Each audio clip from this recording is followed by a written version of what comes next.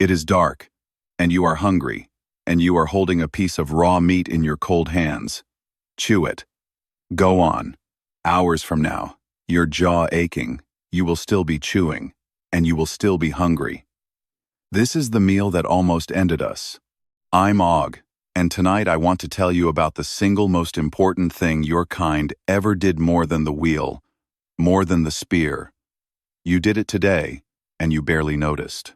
You cooked your food, and that small act, repeated for 1,000,000 years, is the reason you have the brain to understand these words at all.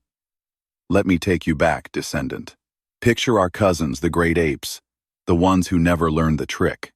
A chimpanzee spends nearly half of every waking day just chewing. 5, 6 hours, jaws grinding through tough raw leaves and stems, because raw food is stubborn. It fights you. It gives up its energy slowly, and it costs you energy to break it down. That was the prison every animal lived in. Eat all day, just to stand still.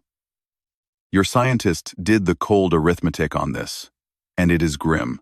A creature with our hungry body, eating its food raw the way an ape does, would have to chew for around 6 hours of every single day just to take in enough to survive. 6 hours. That is no time left to make a tool, to walk to new land, to raise a clever child, to dream. Raw food does not just feed you slowly. It steals your whole life and spends it on your teeth. Now here is where our story turns. Somewhere in the deep past, one of us picked up fire, and one of us we will never know the name held food to that fire. And everything changed.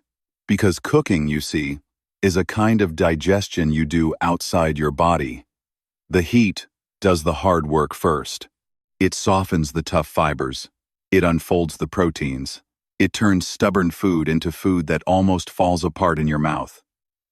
A cooked root gives you far more energy than a raw one, and it gives it up fast. We had found a way to eat the sun's gift without grinding our teeth to nothing. And your scientists can point to where it happened. In a cave in the south of the land you call Africa, a place named Wonderwerk, they found the oldest sure sign of our fires, burned bone and the fine ash of burned plants, sitting deep in the ground, about 1,000,000 years old. Older hints flicker even further back. For 1,000,000 years at least we have been cooking. But here is the part that should make the hair stand up on your arms.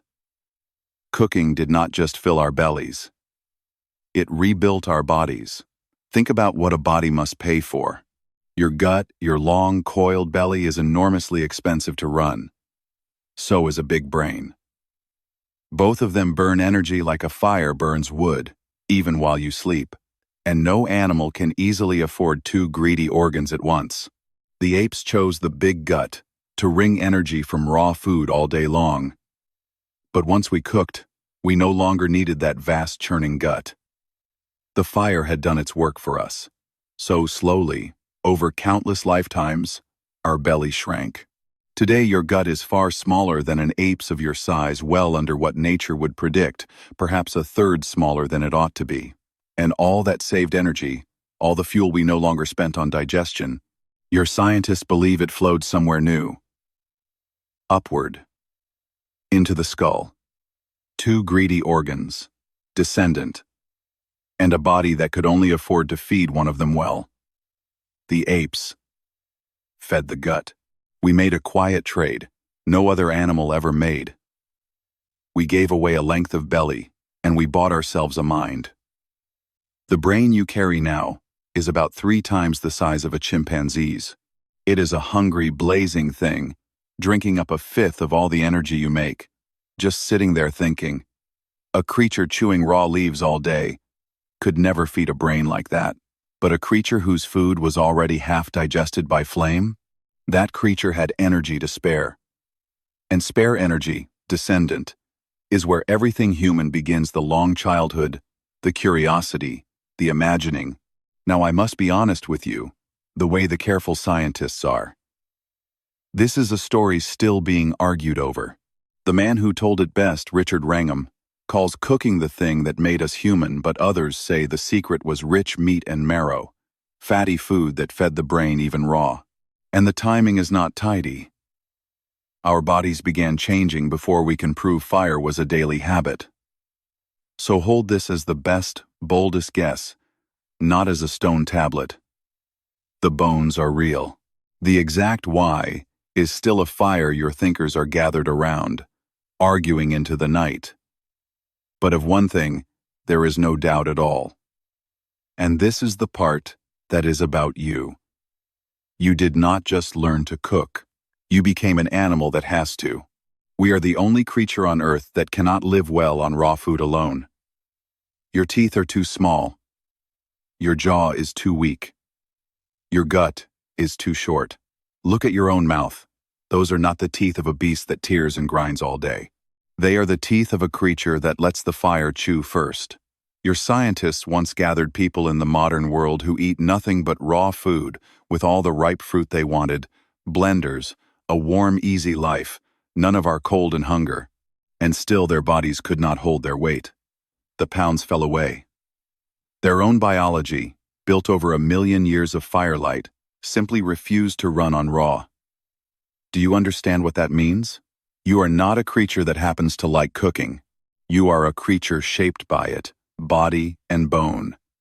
Take the fire away, and even with a full pantry, your modern body begins to fade. We did not invent cooking. After 1,000,000 years, cooking finished inventing us. So let me close the long circle the way I always do by bringing it home, to your body, tonight. When you stood at your stove this evening, when you smelled the food turn from raw to ready, when your mouth watered before a single bite that was not a habit, that was 1,000,000 years of ancestors leaning over 1,000,000 fires, all of them whispering through your blood, "This is how we survive." The kitchen is the oldest tool you own. Older than writing, older than the wheel. You light a little fire to soften your food, exactly as we did in that cave, and your small jaw and your great hungry brain are the living proof. Your body still remembers. There is so much more of yourself hidden back here in the deep past, descendant. Stay with me, subscribe, and I'll keep showing you where you came from.